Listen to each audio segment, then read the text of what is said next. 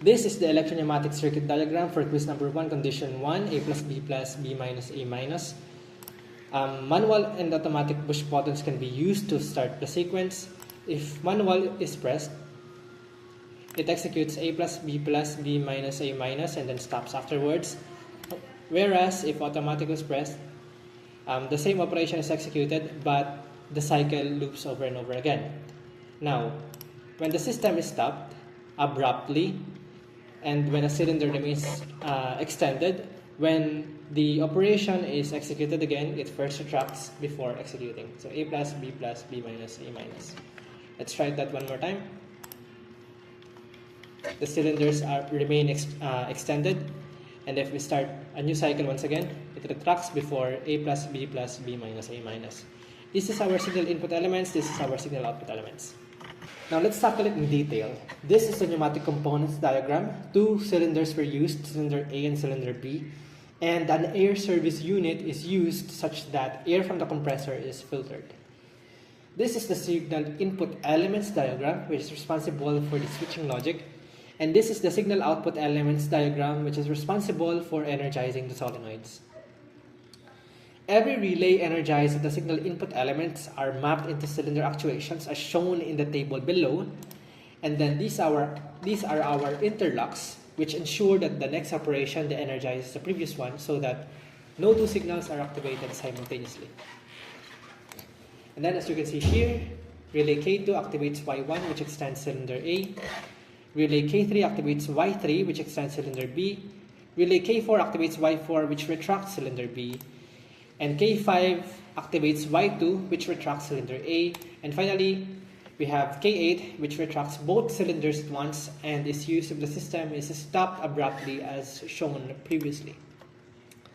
Let's take this table and make it into our cheat sheet. This is our signal inputs. When you press the manual push button, current flows this way and then energizes K1. This closes that switch. And now when cylinder A has not been initially retracted, both cylinders are first retracted, and once cylinder A is retracted, K2 is energized, which turns the following switches. The emphasized row at the table indicates the function of the activated relay. So for this one, it is A plus.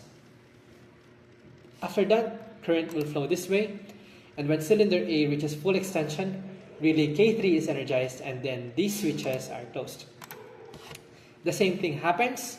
Current flows this way and once cylinder B has reached full extension, K4 is energized, which closes this switch. After that, when cylinder B fully retracts, K5 is energized, which closes this switch.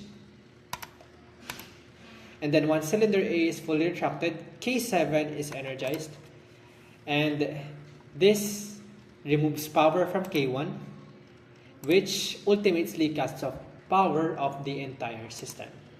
But for example, if automatic push button is pressed instead, K1 will remain energized despite letting go since the button is detented, and as such, the cycle would repeat again, therefore forming a continuous loop. Now this is our step displacement diagram for this sequence. Now this refers to the cylinders we used. This is cylinder A and cylinder B. The position of the red line for each cylinder indicates the status of the cylinder at that point. So if the line is at 0, then the cylinder is retracted. Otherwise, if it is at 1, then it is extended. Simple.